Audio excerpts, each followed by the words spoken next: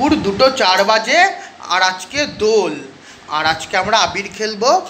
আর এই আবিরগুলো গত বছরের, এখানে হলুদ, লাল এবং রানী রং রয়েছে। আর গতকাল দিদি এই গোলাপি রং নিয়ে এসেছে।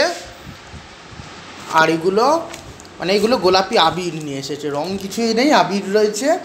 আর এই আবিরগুলো ফ্রিতে পেয়েছি, একজন দিয়েছে ফ্রিতে বিনামূল্যে।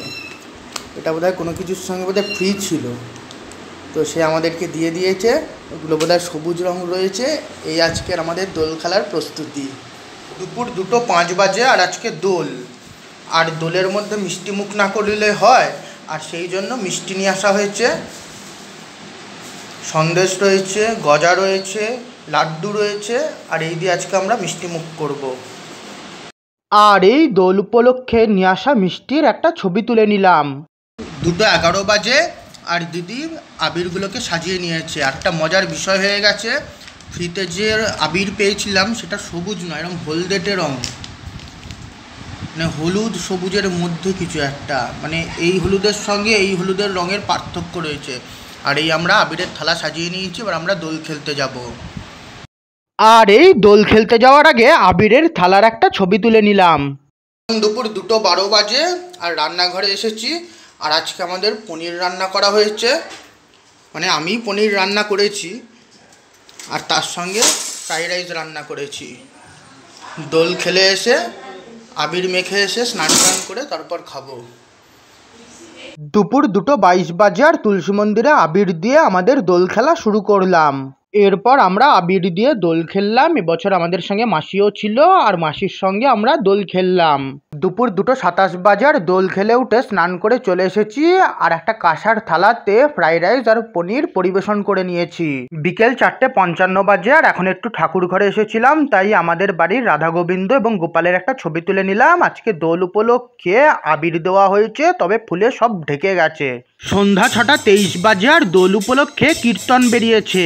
আর দেখতেই পাচ্ছেন এই মুহূর্তে বিদ্যুৎ চমকাচ্ছে আর ঝিরিঝিরি বৃষ্টি হচ্ছে। এই মুহূর্তে হালকা বৃষ্টি হচ্ছে আর এই মুহূর্তে কীর্তন বেরিয়েছে।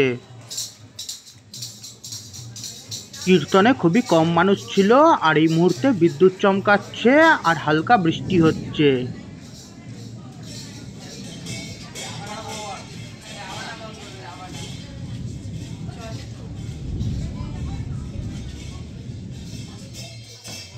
সন্ধ্যা 6:28 বাজে আর এই মুহূর্তে ঝিরিঝিরি বৃষ্টি হচ্ছে আর নগর পরিক্রমায় কীর্তন বেরিয়েছে। সন্ধ্যা 7:14 বাজে আর এই মুহূর্তে বেশ ভালোই জোরে বৃষ্টি হচ্ছে। আজ দোলযাত্রার সন্ধ্যায় বৃষ্টি হচ্ছে।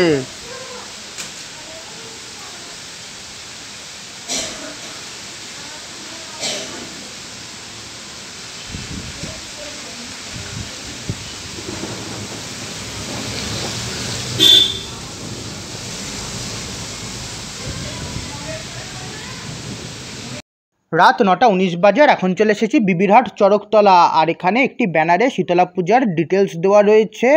আগামী 23শে চৈত্র অর্থাৎ 6ই এপ্রিল শনিবার এখানে শীতলা পুজো হবে। রাত 9:22 বাজে আর এই মুহূর্তে ভিডিওর মাধ্যমে আপনাদের সামনে বিবিরহাট চরকতলার রাধা গোবিন্দ পূজা তুলে ধরছি। দোলে বহু জায়গাতেই কৃষ্ণ, গোপাল বা রাধা গোবিন্দর পুজো হয়, আর চন্দননগরে কিছু রাধা গোবিন্দর পুজো হয়, আর সেটাই আজকের ব্লগে তুলে ধরছি। শান্তিপুরের গোপাল পুজো দেখতে যাওয়ার ইচ্ছা ছিল, তবে এবছর আর সেটা হলো না। আশা করি সামনের বছর হয়তো যেতে পারবো। আর এই আমি বিবিরহাট চরকতলার রাধা গোবিন্দ বা রাধাকৃষ্ণর বেশ কিছু ছবি তুলে নিলাম, যে ছবিগুলো আপনাদের সকলের সঙ্গে শেয়ার করছি। রাত 9:27 বাজে আর এই মুহূর্তে ভিডিওর মাধ্যমে আপনাদের সামনে সুরের পুকুর কদমতলার রাধা গোবিন্দ বা রাধাকৃষ্ণের পূজা তুলে ধরছি। গতকাল এখানেও ন্যাড়াপোড়া করা হয়েছিল, যার ছাই সামনে পড়ে রয়েছে। আর এই ভিডিওর মাধ্যমে আপনাদের সামনে এখানকার পূজা তুলে ধরছি। এখানে খুবই সুন্দরভাবে আলোর মাধ্যমে সাজানো হয়েছে। আর দেখতেই পাচ্ছেন এখানে ময়ূর রয়েছে আর একটি দোলনার মধ্যে রাধাকৃষ্ণ বসে রয়েছে। আর এই আমি এখানকারও রাধা গোবিন্দ পূজা বা রাধাকৃষ্ণ পূজার বেশ কিছু ছবি তুলে নিলাম, যে ছবিগুলো আপনাদের সঙ্গে শেয়ার করছি।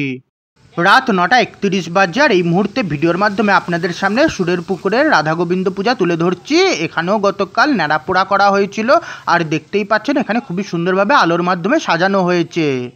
আর এই ভিডিওর মাধ্যমে আপনাদের সামনে এখানকার রাধাকৃষ্ণের পূজা তুলে ধরছি। আপনাদের যদি এই ভিডিওটা একটু ভালো লাগে তাহলে প্লিজ ভিডিওটাকে একটা লাইক আর শেয়ার অবশ্যই করবেন।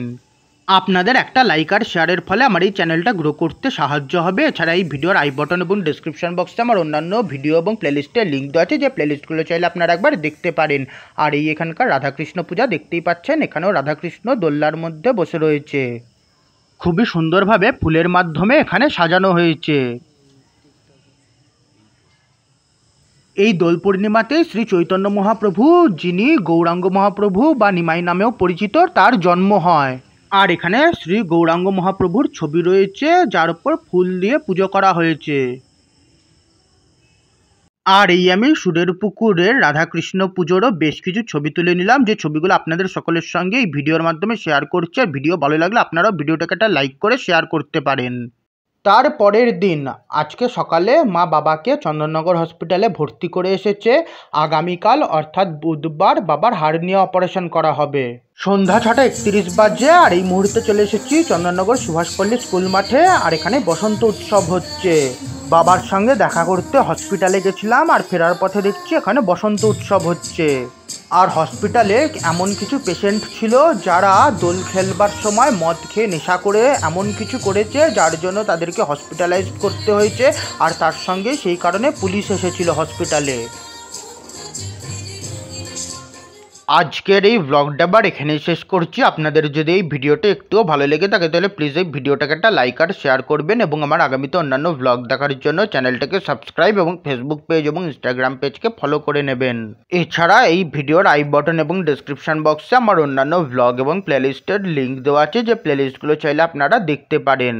আপনাদের সকলকে জানাই দোল এবং হোলির অনেক অনেক শুভেচ্ছা।